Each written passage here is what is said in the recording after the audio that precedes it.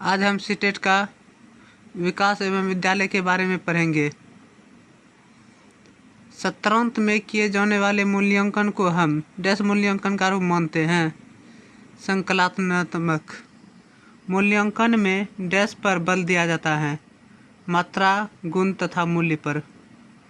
अध्यापक शिक्षा के क्षेत्र में प्रायोगिक पक्ष के लिए डैश मूल्यांकन को महत्व दिया जाना चाहिए। निर्माणात्मक उद्देश्य निर्धारण मूल्यांकन का डैश चरण होता है। पहला, प्रचलित परीक्षा जिसका आयोजन सत्र के अंत में किया जाता है, मूल्यांकन के डैश गुण की अवहेलना करती है।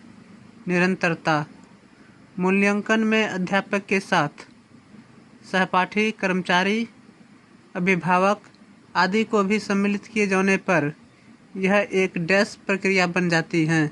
सहकारी दूसरे शिक्षा संस्थान के परीक्षक डैश मूल्यांकन के लिए नियुक्त किए जाते हैं। बाह्य परीक्षण को वस्तुनिष्ठ बनाने के लिए डैश का निर्माण किया जाता है। फलांकन कुंजी अधिगम संबंधी अस्थायी कठिनाई को जानने के लिए डैश मूल्यांकन का प्रयोग किया जाता है। निदानात्मक प्रविष्टि व्यवहार को जानने के लिए डैश मूल्यांकन का उपयोग किया जाना चाहिए। नियोजनात्मक निम्नलिखित में से एक पाठ्यक्रम का रासायनिक उद्देश्य है सुयोग्य नागरिकों का निर्माण करना। पाठ्यक्रम है अनुभवों का एक संग्रह। पाठ्यक्रम का स्वरूप होना चाहिए व्यापक। पाठ्यक्रम की आवश्यकता सर्वाधिक किसे पड़ती है? विद्यालय को। भाषाओं की शिक्षा किस पाठ्यक्रम का अंग है? अनिवार्य पाठ्यक्रम। पाठ्यक्रम निर्माण में सर्वाधिक महत्वपूर्ण सिद्धांत है सृजनात्मकता का सिद्धांत। पाठ्यक्रम निर्माण में सबसे अधिक भूमिका किसकी रहती है? शिक्षक। कार्यानुभव का प्रमुख उद्देश्य है छात्रों का मानसिक विकास, शारीरिक विकास, संवेगात्मक विकास। शिक्षा का परंपरागत पाठ्यक्रम वर्तमान समय में डैश प्रगति में सहायक होता है। पाठ्यक्रम के आधार पर पढ़ाए जाने वाले विषय पूर्णतः निश्चित हो जाते हैं। सामान्य शिक्षा बालक को तैयार करती है सामान्य जीवन के लिए।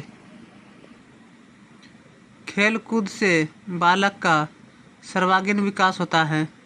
प्राथमिक चिकित्सा की क्रियाएं किस श्रेणी में आती हैं? सामाजिक।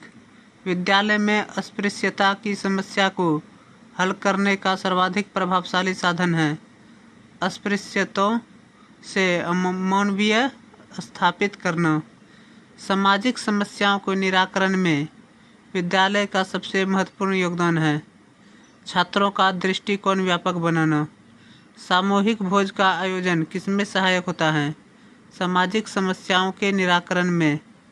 शिक्षक पालक संघ की आवश्यकता का सर्वाधिक प्रमुख कारण है बालक का सर्वांगीण विकास।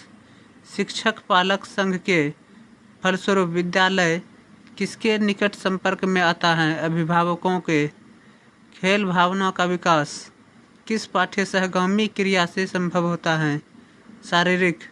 विद्यालय की पत्रिका हो सकती है हस्तलिखित, टंकित, चक्रित, मुद्रित। नाटक आत्म अभिव्यक्ति का श्रेष्ठतम साधन है। समाज सेवा के क्षेत्र में अग्रसर हैं समाज सेवा संघ। सामाजिक भावना का विकास होता है नियम पालन से। विद्यालय में बालचर संगठन की स्थापना का मूल उद्देश्य है छात्रों को अनुशासन और सहयोग की शिक्षा प्रदान करना। विद्यालय में अनुशासन बनाए रखने में सबसे अधिक महत्व किसका है? खेलकूद। बाल केंद्रित शिक्षा की धारणा सर्वांगीण महत्व किसे देती है? बालक। बाल केंद्रित शिक्षा में शिक्षक की भूमिका है एक पथ प्रदर्शक, सलाहकार और सहायक की। बाल केंद्रित शिक्षा के लिए किस प्रकार के विद्यालयों की स्थापना पर बल दिया जाता है? बाल केंद्रित विद्यालय।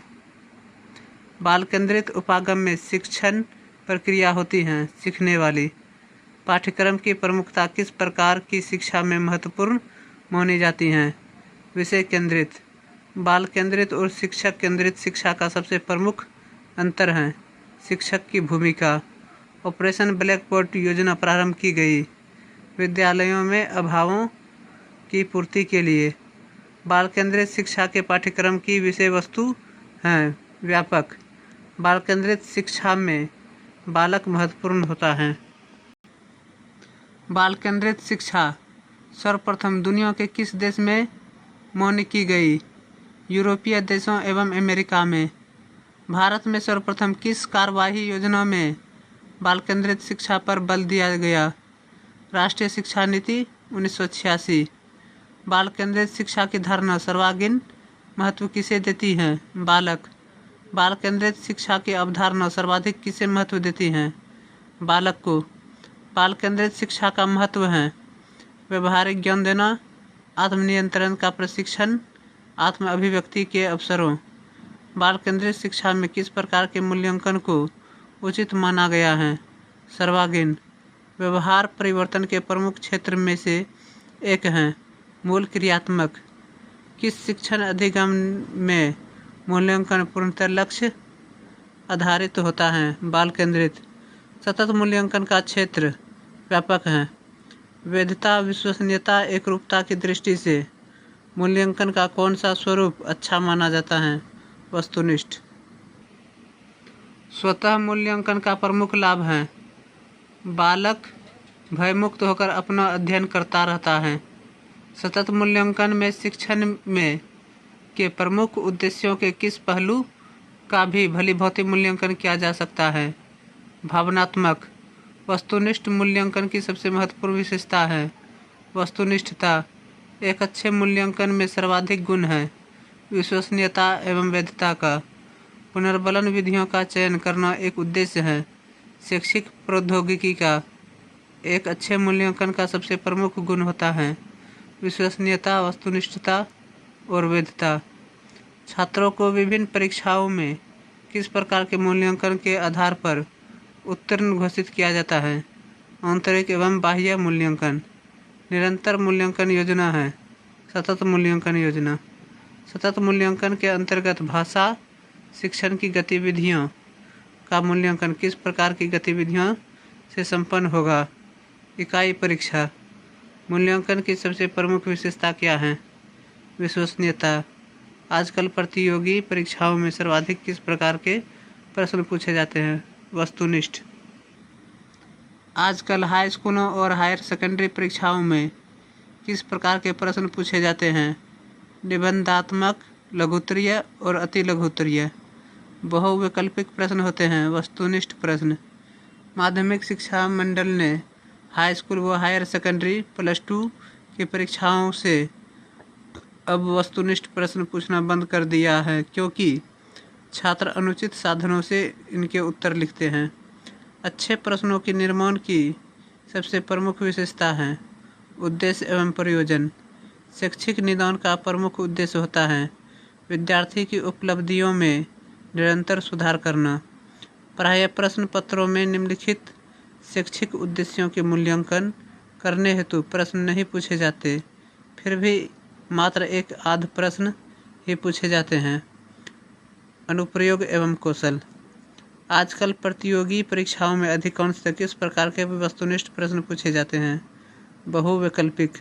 निम्नलिखित में से एक मौखिक अभिव्यक्ति का प्रकार नहीं है? विध्वंसात्मक।